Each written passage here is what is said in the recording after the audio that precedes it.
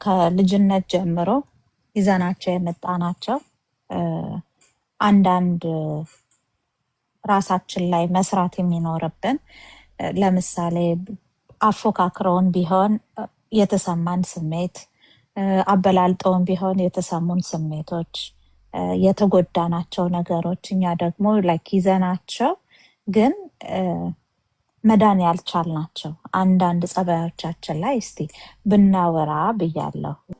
አንቺ እንዳልሽው በልጅነታችን ኮምፔር ተደርገንም ሊሆን ይችላል ከሌሎች ጋር ወይ ደግሞ እኔ ላይቭ ላይ እንዳወራ ነው ደግሞ ቃል ተገብቶልን ቃላቸውን የሰበሩበትም ሁኔታ እኛን በጣም ስሜታችንን የጎዳን የመከዳት አይነት ስሜት የሚያመጣ ሁኔታ አለ አይደለ? ከሱ በተረፈ ያው ቁጣው፣ ግርፊያው እሱም እኮ እንትን ያደርጋል አይደል? በስሜት ይጎዳናል። ያው በሰውነት ከምትጎጁ ከሚወጣብሽ ሰንበር ውጭ ውስጥሽም የሚተው ነገር አለ ብዬ አስባለሁ። በዛ መልኩም እንጎዳለን።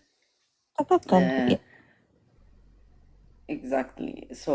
ያንን ነገር እንዴት አድርገን ነው ደግሞ ያንን ይዘን ተሸክመ ነው እስካሁን ድረስ የመጣ ነው እና በምን መልኩ እኛ ላይ ይገለጻል ብንል አንዳንዴ እኔም እንግዲህ አንድ ሰውን ከሌላው ሰው ጋር አየኸው እሱን እሱ እኮ እንዲህ ነው አንተ እንደዚህ ነህ መባል እኔ ብቁ አይደለሁኝም የሚል የበታችነት ስሜትን ይፈጥራል ብዬ አስባለሁ በልጆች ላይ።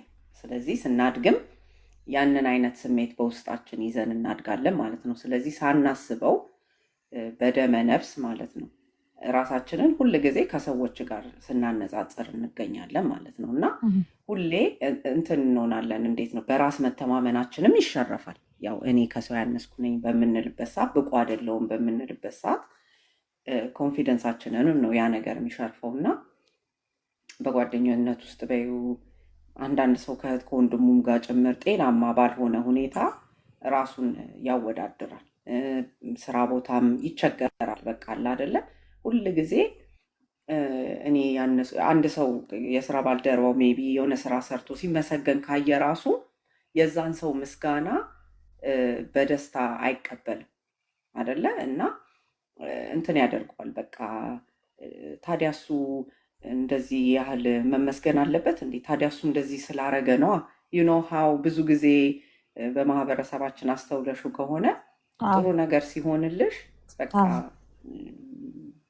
ንጹህ የሆነ ደስታ ለመግለጽ በጣም ብዙ ሰው ይቸገራል እና ሁሉም ሰው እንደዛ ሪያክት ያደርጋል። ግን ብዙ ሰው እዚህም ሶሻል ሚዲያውም ላይ ብታይ እንዴ እሱማ እንዲያርጎ ነዋ እንዲሆኖለት ነዋ ምናምን ብለው በቃ አለ አይደለ ነገሩን ለማደብዘዝ ያ ሰው ያሳካውን ነገር ሰለብሬት ከማድረግ ይልቅ ትንሽ የማደብዘዝ አይነት ነገር እንትን ያደርጋሉ አይደለ ሰዎች እና ያ ነገር አይ ቲንክ ከአስተዳደግ የሚመጣ ነው ብዬ እላለሁ። እውነት ነው በጣም ምክንያቱም አንቺ ራስሽን መሆን ሲያቅትሽ ሰውም ራሱን መሆን ያቃተው ይመስልሻል። ያው ኢንተርፕሬት የምታደርጊው በራስሽ አይደል? አይ ቲንክ ያ ነገር ይመጣል ብዬ አስባለሁ። ሌላው ደግሞ ዘንዬ እስቲ ይሄ መጥፎ ቃላቶችስ ለምሳሌ ስድቡ፣ እርግማኑ ምንድነው? በቃ ምንድነው ስትናደጂ ላሻውት የሚያደርጉበት ነገር እስቲ እንዴት አፌክት ያደርገናል? እሱም ራሱ እኮ አንደኛ ነገር ያለመወደድ ስሜት አስቢው። በወላጅ አለመወደድ ስሜት ሲያመጣ እንዴት ልጅን ቤዚክሊ ልብ ውስጥ አንድ የሆነ ቀዳዳ እንደመፍጠር ብዬ ልበለው እንዴት ራሱ ማስረዳት እንደምችል አላውቅም። በቃ ልጁ ልበ ሙሉ እንዳይሆን ውስጡ የሆነ እንትን ክፍተት እንፈጥርበታለን ማለት ነው። ያ በቃ አሁን አድጎ ራሱ ያ ልጅ በማቴሪያል ነገር ሊሞላው የሚሞክረው በሆነ ስኬት ሊሞላው የሚሞክረው ግን ደግሞ እዛ ጋር ስደርስ በቃ ይሄ ጉድለት ይሞላልኛል ብሎ ሲያስብ ማለት ነው ያንን ነገር ልክ ሲይዘው በእጁ ደግሞ ያ ጉድለት ስቲል አለ ውስጡ አየሽ። እና ያንን አይነት ክፍተት በልባችን ውስጥ ነው የሚፈጠረው። እንግዲህ ዱላና ስድቡ እርግማኑ ተቀብለን ስናደግ ማለት ነው ከልጅነታችን እና ዩ ካን ኢማጂን ከዛ በኋላ ራሱ ከሰዎች ጋር የሚኖረን ግንኙነት ራሱ ውስብስብ ነው የሚሆነው። በቃ ይሄ ባለፈው ስንል የነበረው የስሜት ቁርኝት ከሰዎች ጋር ያለን ቁርኝት ከባድ ነው የሚሆነው። ለምን እንግዲህ ወላጆቻችን በጣም ለእኛ አስፈላጊ ናቸው አይደለ? በጣም የምንወዳቸው ናቸው፣ እንግዲህ ያሉን ናቸው እነሱ አይደለ?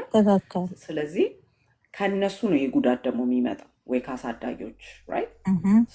ያ ሲሆን ራሱ በሰው ላይ ያለሽ እምነት በጣም ነው የሚቀንሰው። ከዛ ሲቀጥል ልብሽን ከፍተሽ ለሰዎች መስጠት አትፈልጊም። ለምን? ደህንነት ስሜት ስለማይሰማሽ ማለት ነው። እና ምን ይሆናል ማለት ነው? ልብሽ ዙሪያ አጥር ታጥሪያለሽ። ለምን? በቃ እንግዲህ ከወላጆች የበለጠ ማንም የለም። እነሱ እንኳን በዛ መጠን ከጎዱሽ ከዚህ በኋላ ብለሽ ራስሽን በጣም ነጥለሽ ታሸሻለሽ ማለት ነው። እና ብዙ ጊዜ በፍቅር ግንኙነት፣ በጓደኝነት የሚሆን በሌላ አይነት ማህበራዊ ግንኙነት ውስጥ ትቸገሪያለሽ። ሰውን ለማመን፣ ሰውን ምንድነው ለማውደድ፣ ራሱ ፍቅር መስጠትም ፍቅር መቀበልም በጣም ከባድ ነው የሚሆነው በነገራችን ላይ በዚህ ኬዝ ራይት። እና ከዛ ሲቀጥል ወይ አጥቂ ትሆኛለሽ ወይ ደግሞ ተጠቂ ትሆኛለሽ። አለበለዚያ ደግሞ እንግዲህ እግዚአብሔር ከረዳሽ ኖ ይሄ ነገር እኔን ጎድቶኛል እና እኔ እንደዛ አይነት ሰው አልሆንም ብለሽ ደግሞ ኦፖዚትም በተቃራኒውም ደግሞ ሄደሽ ጥሩ ልትሆኚ ትችላለሽ። እንደዛ ማታረጊ ሰው ልትሆኚ ትችላለሽ። ግን እነዚህ አሁን ከብዙዎቹ ጥቂቶቹን ነው የገለጽኩት። እንግዲህ በዚህ መልኩ አፌክትድ ትሆኛለሽ። ብዙ ጊዜ ደግሞ ቃላቶች ልጆችን እኔ ችግር ነኝ ብለው እንዲያስቡ ያደርጋቸዋል አይደል? እኔ ለቤቱ እንትን ነኝ፣ ሸክም ነኝ፣ እኔ አረባም፣ እኔ የምጠቅም አይደለሁም። እኛ መናገራችን ነው የምናየው፣ ግን የምናየውም ልበል ከኛ ኢሞሽናችንን ማውጣታችን፣ ንዴታችንን፣ መገላገላችንን ነው የምናየው። ግን እዛ ጋራ ሄዶ በጣም ብዙ ነገር ይሰብራል። ከልብሽ ውስጥ የማይወጣ ከአንቺ ጋራ የተቆራኘ ህይወት ነው ማለት ነው የሚኖርሽ። ሁልጊዜ ትዝ ሲልሽ ያ ቃላቶች ያው ራስሽን መሆን መፈለግ ታጭበታለሽ አይደል? ተባለውም እንደዚህ አይነት ሰዎች ምን ይሆናሉ ማለት ነው? በቃ እኔ እኮ ዋጋ የለኝም፣ ያው አልወደድም ስንል ዋጋ የለኝምም አለ አይደለ? ደግሞ ከዛ ደግሞ በጣም ደግሞ በልጆቻችን በወላጆቻችን ደግሞ ስሜታችን የተጎዳ ሰዎች ስለምንሆን ምንድነው የእነሱን ፊት እናያለን አይደለ? በቃ ካሁን እንትን አረጉ፣ ፊታቸው ጸባያቸው ተቀየረብን፣ ደህንነታችን ሊጓደል ነው ብለን ስለምንፈራ ሁል ጊዜ የእነሱን ስሜትና የእነሱን ፊት አይተን ነው የምንንቀሳቀሰው። ያ ሲሆን ደግሞ ከራሳችን ስሜት ይልቅ የሰዎች ስሜት እያስጨነቀን ይመጣል ማለት ነው። ስለዚህ የራሳችንን ወደ ጎን እያደረግን ሞር ለሰዎች እንትን እንጨነቃለን ማለት ነው። ከዛ በተረፈ ደግሞ እንዳልኩት በቃ ይሄ የመጠላት ስሜቱን እንፈራዋለን። ስለዚህ ያ ደግሞ በሚሆንበት ሰዓት ወደ ሰዎች ሄደንም ጓደኝነት ለመመስረት የሚሆን ለመጠየቅ የሚሆን አሁን አይተሽ ከሆነ ለመጠየቅ አንድ ነገር እንፈራለን። አሁን ብዙ ጊዜ አይደለ ከሌባ እንደዚህ አይነት ነገር ፈልጌ ነበረ ብለን እንኳን ለመጠየቅ በጣም ነው የምንፈራው። ገብቶሻል?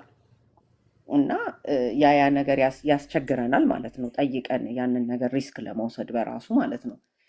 ከዛ በተረፈ ግን ብዙ ጊዜ ራሳችንን በቃ ነጥለን ነው እንትን የምናደርገው። ትንሽ ነገር እንኳን ሮንግ ከሆነች ጥለን ነው የምንጠፋው። እንደዚህ አይነት ሰዎች ገብቶሻል አይደለ?